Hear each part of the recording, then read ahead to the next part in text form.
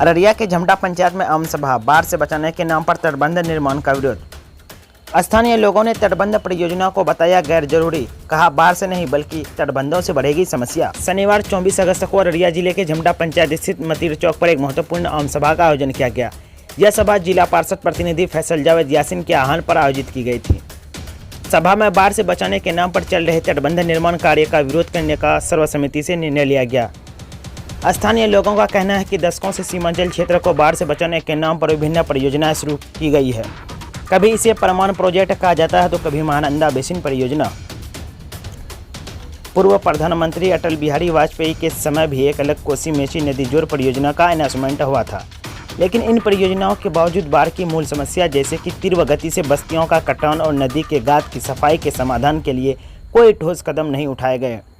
लोगों ने यह भी कहा कि इस क्षेत्र में जब बाढ़ आती है तो पानी 2 से 3 दिनों में निकल जाता है, लेकिन तटबंध बनने से क्षेत्र में पानी जमा रहेगा, लाखों हेक्टेयर कृषि योग्य भूमि बेकार हो जाएगी।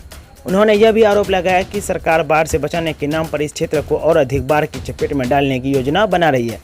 सभा में झमटा पंचायत के कई जनप्रतिनिधियों के साथ साथ आसपास के अन्य पंचायतों के बुद्धिजीवी और सैकड़ों ग्रामीण मौजूद थे।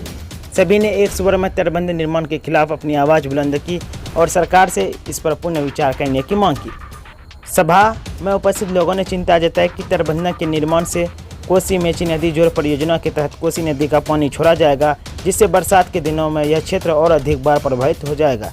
सभा के अंत में स्थानीय लोगों ने सरकार से अपील की कि वे इसे गैर जरूरी तटबंध परियोजनाओं को रोकें और क्षेत्र की असली समस्याओं का समाधान खोजने की दिशा में काम करें। कोसी मेची नदी योजना, जिससे हमारे गांव और हम जैसे हजारों या सैकड़ों गांव नदी में विलीन होने जा रहे हैं, हम अपने घर को बचाने के लिए एक आंदोलन का आगाज करने वाले हैं। जिस घर में हम रहते हैं वो घर बांध के अंदर आ जाएगा, मतलब यहाँ ग्रामीणों का घर बांध के अंदर आ जाएगा।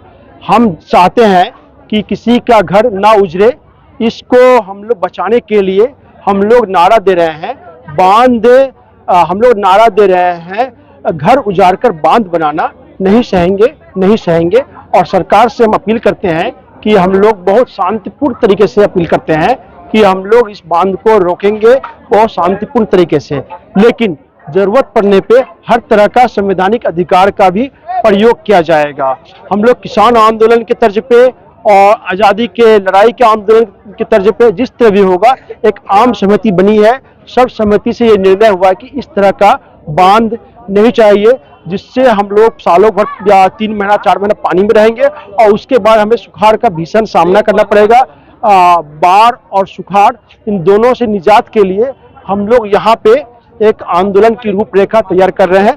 2 तरह की कमेटी बनी है। पहली कमेटी है इस पंचायत के अंदर जो है उसमें काम करेगी, जागरूकता फैलाएगी। दूसरी कमेटी जो बनी है जिले भर में घूम के जागरूकता फैलाएगी। उसके बाद हम लोग तीसरी कमेटी बनाएंगे जो नेपाल बॉर्डर, सहरसा वगैरह से लेकर किशनगंज, पूर्णिया, कटिहार तक जागरूकता फैलाए। इस पे हम लोग कितना कामयाब होते हैं ये डिपेंड करता है हमारे गाँव वासियों पे।